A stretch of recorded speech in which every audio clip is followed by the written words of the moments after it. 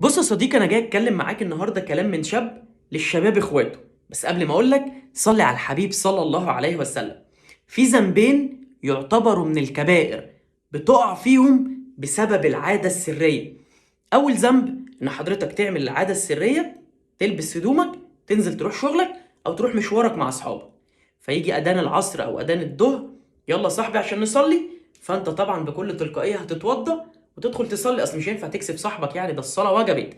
وتدخل تصلي وانت جنب، وتدخل تصلي وانت بدون طهاره. كبيره على كبيره.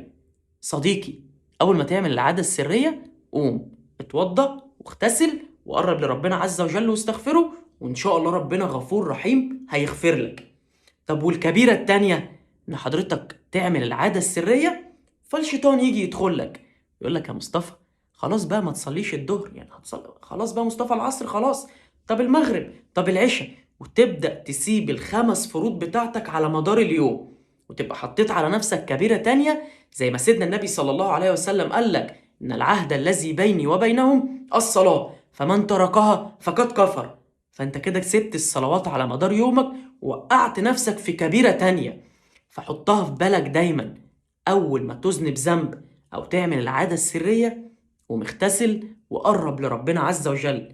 فأنا قلت أتكلم معاك، يعني يا ريت بعد إذن حضرتك تشير الفيديو ده لأصحابك وتعرفهم الغلط اللي ممكن يكون من الكبائر عشان ياخدوا بالهم. يا رب أكون فدتك وتفيد غيرك. سلام عليكم.